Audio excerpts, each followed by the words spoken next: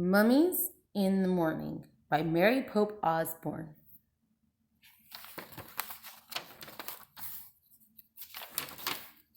Mummies in the Morning. Chapter 1. Meow. It's still here, said Jack. It looks empty, said Annie. Jack and his 7-year-old sister gazed up at a very tall oak tree. At the top of the tree was a treehouse. Late morning sunlight lit the woods. It was almost time for lunch. Shh, said Jack. What was that noise? What noise? I heard a noise, Jack said. He looked around. It sounded like someone coughing. I didn't hear anything, said Annie. Come on, let's go up. She grabbed onto the rope ladder and started climbing. Jack tiptoed over to a clump of bushes. He pushed aside a small branch. Hello, he said. Anybody there? There was no answer. Come on, Annie called down. The tree house looks the same as it did yesterday. Jack still felt that someone was nearby. Could it be the person who'd put all the books in the treehouse? Jack! Jack gazed over the top of the bushes. Was the mysterious person watching him now? The person whose name began with M? Maybe M wanted the gold medallion back, the one Jack had found on their dinosaur adventure. Maybe M wanted the leather bookmark back, the one from the castle book. There was an M on the medallion and an M on the bookmark. But what did M stand for? Tomorrow, I'll bring everything back, Jack said loudly. A breeze swept through the woods. The leaves rattled. Come on, called Annie. Jack went back to the big oak tree. He grabbed onto the rope ladder and climbed up. At the top, he crawled through a hole in the wooden floor. He tossed down his backpack and pushed his glasses into place. Which book is it going to be today? Said Annie. She was looking at the books scattered around the tree house. Annie picked up the book about castles. Hey, this isn't wet anymore, she said. Let me see. Jack took the book from her. He was amazed. It looked fine. Yesterday, he had gotten soaked in a castle moat. The castle book had taken Jack and Annie back to the time of knights. Jack silently thanked the mysterious knight who had rescued them. Watch out, warned Annie. She waved a dinosaur book over Jack's face. Put that away, said Jack. The day before yesterday, the dinosaur book had taken them to the time of the dinosaurs. Jack silently thanked the pteranodon who had saved him from a Tyrannosaurus Rex. Annie put the dinosaur book back with the other books. Then she gasped. Wow, she whispered. Look at this. She held up a book about ancient Egypt. Jack caught his breath. He took the book from her. A green silk bookmark stuck out of it. Jack turned to the page with the bookmark. There was a picture of a pyramid. Going toward the pyramid was a long parade. 4 huge cows with horns were pulling a sled. On the sled was a long gold box. Many Egyptians were walking behind the sled. At the end of the parade was a sleek black cat. Let's go there, whispered Annie. Now! Wait, said Jack. He wanted to study the book a bit more. Pyramids, Jack, said Annie. You love pyramids. That is true. That was true. Pyramids were high on his list of favorite things after knights, but before dinosaurs. Way before dinosaurs. He didn't have to worry about being eaten by a pyramid. Okay, he said, but hold the Pennsylvania book in case we want to come right back here. Annie found the book with the picture of their hometown in it, Frog Creek, Pennsylvania. Then Jack pointed to the pyramid picture in the Egypt book. He cleared his throat and said, I wish we could go to this place. Meow! What was that? Jack looked out the treehouse window. A black cat was perched on a branch. Right outside the window, the cat was staring at Jack and Annie. It was the strangest cat Jack had ever seen. He was very sleek and dark, with bright yellow eyes and a wide gold collar. "It's the cat in the Egypt book," whispered Annie. Just then, the wind started to blow. The leaves began to shake. "Here we go!" cried Annie. The wind whistled louder. The leaves shook harder. Jack closed his eyes as the tree house started to spin. It spun faster and faster and faster. Suddenly, everything was still. Absolutely still. Not a sound, not a whisper. Jack opened his eyes. Hot, bright sunlight nearly blinded him. Meow! Chapter 2. Oh man! Mummies! Jack and Annie looked out the window. The tree house was perched on the top of a palm tree. The tree stood with other palm trees, a patch of green surrounded by a sandy desert. Meow! Jack and Annie looked down. The black cat was sitting at the base of the tree. His yellow eyes were staring up at Jack and Annie. "Hi!" Annie shouted. "Shh!" said Jack. "Someone might hear you." "In the middle of the desert?" said Annie. The black cat stood and began walking around the tree. "Come back!" Annie called. She leaned out the window to see where the cat was going. "Oh, wow!" she said. "Look, Jack!" Jack leaned forward and looked down. The cat was running away from the palm trees toward a giant pyramid in the desert. A parade was going toward the pyramid, the same parade as in the Egypt book. "It's the picture from the book," said Jack. "What are those people doing?" asked Annie. Jack looked down at the Egypt book. He read the words under the picture. When a royal person died, a grand funeral procession took place. Family, servants, and mourners followed the coffin. The coffin was called a sarcophagus. It was pulled on a sled by 4 oxen. "It's an Egyptian funeral," said Jack. "The box is called a oh, forget it." He looked out the window again. Oxen, sled, Egyptians, black cat, all were moving in a slow, dreamy way. "I'd better make some notes about this," said Jack. He reached into his backpack and pulled out his notebook. Jack always kept notes. "Wait," said Jack, and he wrote, "Coffin called sarcophagus." "We'd better hurry," said Annie, if we want to see the mummy." She started down the rope ladder. Jack looked up from his notebook. "Mummy," he said. "There's probably a mummy in that gold box," Annie called out. "We're in ancient Egypt, remember?" Jack loved mummies.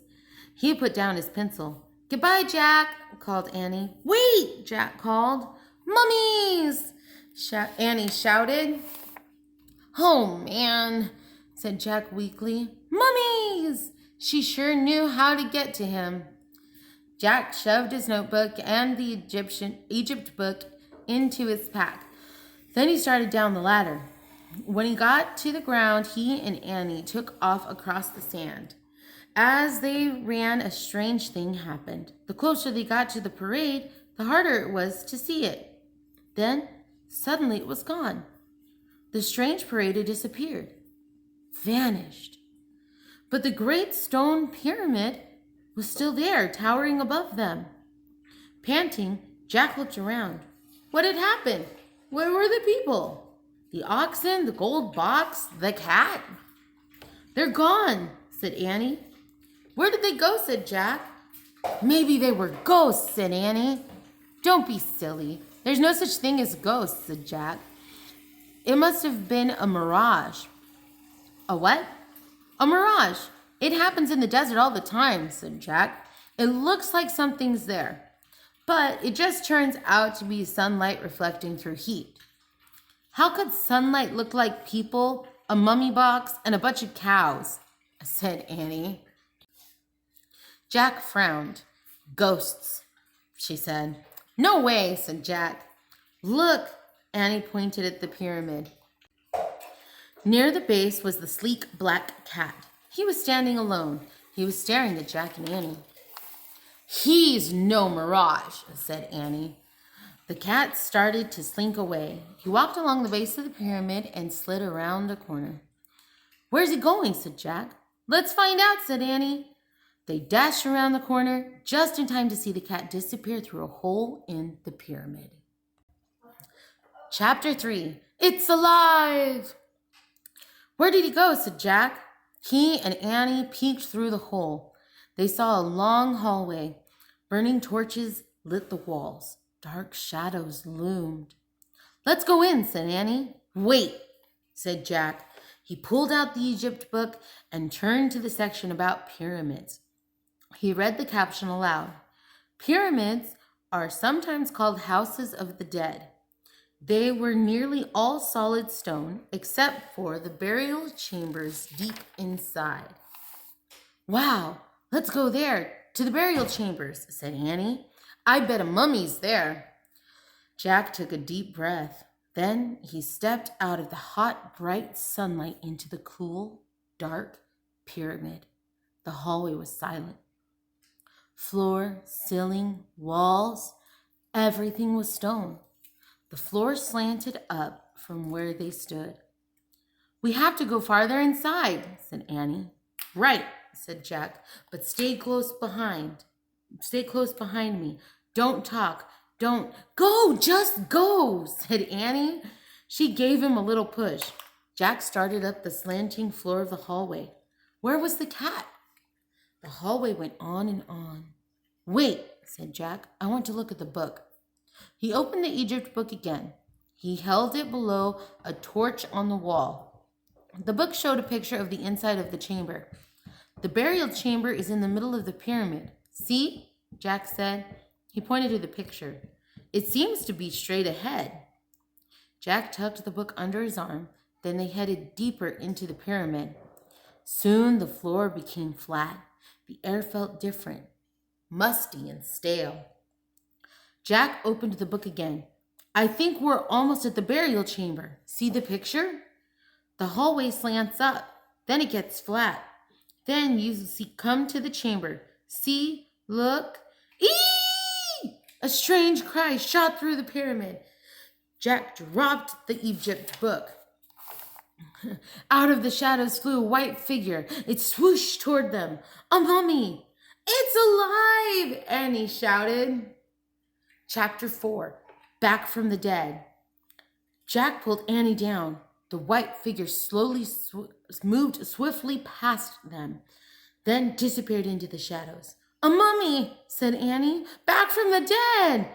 Forget it, stammered Jack. Mummies aren't alive. He picked up the Egypt book. What's this? Said Annie. She lifted something from the floor. Look, the mummy dropped this thing. It was a gold stick about a foot long. A dog's head was carved on one end. It looks like a scepter, said Jack. It looks like a scepter, said Jack. What's that? Asked Annie. It's a thing kings and queens carry, said Jack. It means they have power over the people. Come back, Mummy, Annie cried. We found your scepter. Come back. We want to help you. Shh, said Jack. Are you nuts? But the mummy, that was no mummy, said Jack. It was a person, a real person. What kind of person would be inside a pyramid? Asked Annie. I don't know, said Jack. Maybe the book can help us. He flipped through the book. At last, he found a picture of a person in a pyramid. He read, Tomb robbers often carried off the treasure buried with mummies. False passages were sometimes built to stop the robbers. Jack closed the book. No live mummy, he said. Just a tomb robber. Yikes! A tomb robber, said Annie. Yeah, a robber who steals stuff from tombs. But what if the robber comes back, said Annie. We'd better leave. Right, said Jack. But first I want to write something down. He put the Egypt book into his pack. He pulled out his notebook and pencil. He started to writing in his notebook, "Tomb robber." "Jack," said Annie. "Just a second," said Jack. He kept writing. "Tomb robber tried to steal." "Jack, look," said Annie. Jack felt a whoosh of cold air. He looked up. A wave of terror went through him. Another figure was moving slowly toward them. It wasn't a tomb robber. It was a lady, a beautiful Egyptian lady. She wore flowers in her black hair. Her long white dress had many tiny pleats. Her gold jewelry glistened. "Here, Jack," Annie whispered. "Give her this." She handed him the gold scepter. The lady stopped in front of them. Jack held out the scepter, his hand trembling. He gasped. The scepter passed right through the lady's hand. She was made of air. Chapter 5, The Ghost Queen. "A ghost," Annie whispered. But Jack could only stare in horror. The ghost began to speak. She spoke in a hollow, echoing voice. "I am Hutepai," she said, "Queen of the Nile. Is it true that you have come to help me?" "Yes," said Annie. Jack still couldn't speak. "For 1,000 years," said the Ghost Queen, "I have waited for help." Jack's heart was pounding so hard he thought he might faint. "Someone must find my Book of the Dead," she said. "I need it to go on to the next life." "Why do you need the Book of the Dead?" asked Annie. She didn't sound scared at all. "It will tell me the magic spells I need to go through the underworld," said the Ghost Queen. "The underworld?" said Annie. "Before I journey to the next life, I must pass through the horrors of the underworld." "What kinds of horrors?" Annie asked. "Poisonous snakes," said the Ghost Queen. "Lakes of fire, monsters, demons." "Oh." Annie stepped closer to Jack. "My brother hid the Book of the Dead so tomb robbers would not steal it."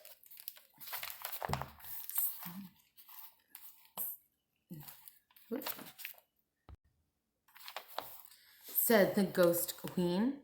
"Then he carved this secret passage on the wall, telling me how to find it." She pointed to the wall. Jack was still in shock. He couldn't move. "Where?" asked Annie. "Here." "Here?" She squinted at the wall. "What do these tiny pictures mean?" The Ghost Queen smiled sadly. "Alas, my brother forgot my strange problem. I cannot see clearly that which is close to my eyes. I have not been able to read his message for 1,000 years." "Oh, that's not a strange problem," said Annie. "Jack can't see anything either. That's why he wears glasses." The Ghost Queen stared in wonder at Jack. "Jack, lend her your glasses," said Annie. Jack took his glasses off his nose. He held them out to the Ghost Queen. She backed away from him. "I fear I cannot wear your glasses, Jack," she said. "I am made of air." "Oh, I forgot," said Annie. "But perhaps you could describe the hieroglyphics on these walls," said the Ghost Queen. "Who?" said Annie. "Hieroglyphs," said Jack, finally finding his voice. "It's the ancient Egyptian way of writing. It's like writing with pictures." The Ghost Queen smiled at him. "Thank you, Jack," she said. Jack smiled at her. He put his glasses on. Then he stepped toward the wall and took a good long look. "Oh, man," he whispered. 6. The writing on the wall. Jack and Annie squinted at the pyramid wall. A series of tiny pictures were carved into the stone. "There are 4 pictures here," Jack told the Ghost Queen. "Describe them to me, Jack. One at a time, please," she said. Jack studied the first picture. "Okay," he said. "The first one is like this." He made a zigzag in the air with his finger. Like stairs? Asked the Ghost Queen. Yes, stairs, said Jack, just like stairs. She nodded. Easy enough. Jack studied the second picture. The second one is a long box on the bottom, he said. He drew it in the air. The Queen looked puzzled. With 3 things on top, like this, said Annie. She drew squiggly lines in the air. The Ghost Queen still seemed puzzled. Like a hat. Hat? Said the Ghost Queen. No, more like a boat, said Annie. Boat? Said the Ghost Queen. She got excited. Boat? Jack took another look at the wall. Yes, it could be a boat, he said. The Ghost Queen looked very happy. She smiled. Yes, of course, she said. Jack and Annie studied the next picture. The third one is like a thing that holds flowers, said Annie. Or a thing that holds water, said Jack. Like a jug? Asked the Ghost Queen.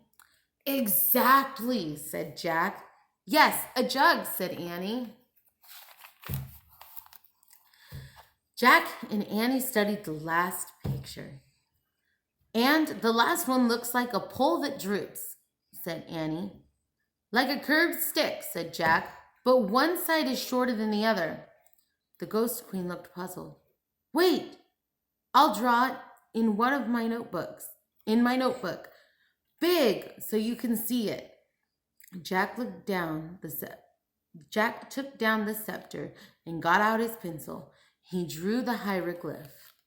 A folded cloth, said the Ghost Queen. Well, not really, said Jack. He studied his drawing.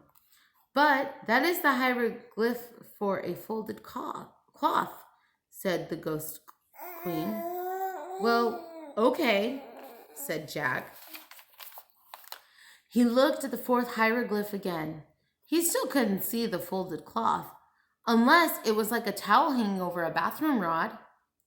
So that's all of them, said Annie. She pointed at the next picture. Stairs, boat, jug, folded cloth. Jack wrote the words in his notebook. So what does the message mean? He asked the Ghost Queen. Come, she said. She held out her hand. Come to my burial chambers. And she floated away. 7. The scroll. Jack put the scepter and his notebook and pencil into his pack.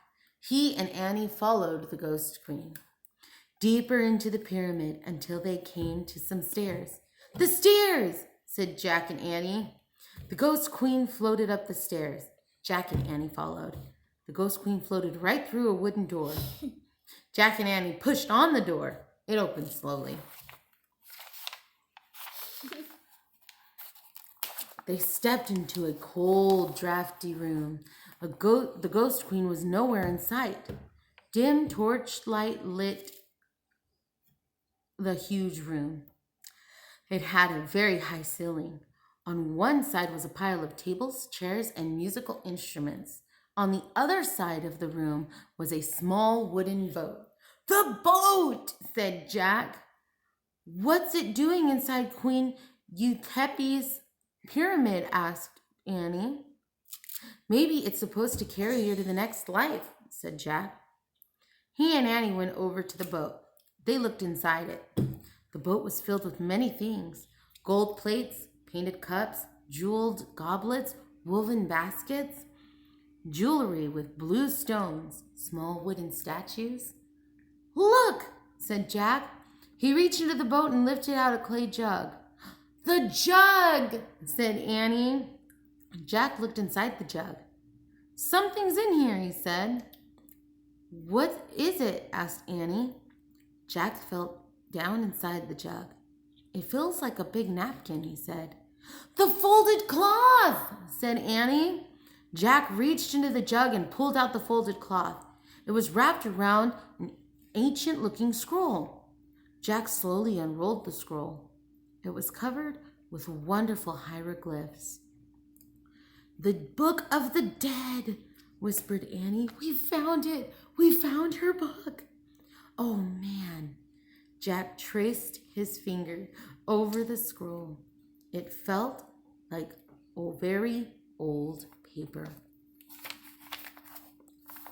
Queen Utepi, called Annie. We have found it. We have found your Book of the Dead. Silence. Queen Utepi.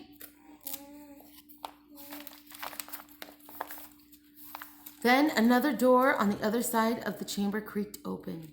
In here, said Annie. Maybe she's in there. Jack's heart was pounding. Cold air was coming through the open doorway. Come on, said Annie. Wait. No, said Annie. She's waited 1,000 years for her book. Don't make her wait any more. Jack put the ancient scroll into his backpack. Then he and Annie slowly started to cross the drafty room. They came to the open door. Annie went through first. Hurry, Jack, she said. Jack stepped into the other room. It was nearly bare, except for a long gold box. The box was open. The cover was on the floor. Queen Utepi, called Annie. Silence. We found it, said Annie. We found your Book of the Dead. There was still no sign of the ghost queen. The gold box glowed. Jack could barely breathe. Let's leave the scroll on the floor and go, he said. No, I think we should leave it in there, said Annie. She pointed to the gold box. No, said Jack. Don't be afraid, said Annie. Come on. Annie took Jack by the arm. They walked together across the room to the glowing gold box. They stepped in front of the box and they peered inside. Chapter 8, The Mummy. A real mummy. Bandages were still wrapped around the bald skull, but most of the bandages had come off the face. It was Utepi, Queen of the Nile.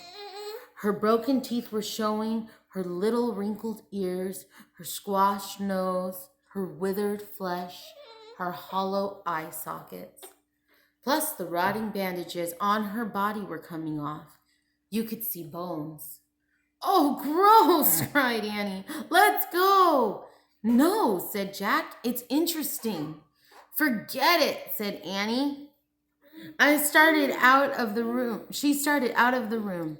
Wait, Annie. Come on, Jack, hurry, cried Annie. She was standing by the door. Jack pulled out the Egyptian book and flipped to a picture of a mummy. He read aloud. Ancient Egyptians tried to protect the body so that it would last forever. First, it was dried out with salt. Ugh, stop, said Annie. Listen, said Jack. He kept reading. Next, it was covered in oil. Then, it was wrapped tightly in bandages. The brain was removed by... Yuck! Stop! cried Annie. Goodbye! She dashed out of the room. Annie, called Jack. We have to give her the Book of the Dead. But Annie was gone. Jack reached into his pack. He pulled out the scroll and the scepter. He put them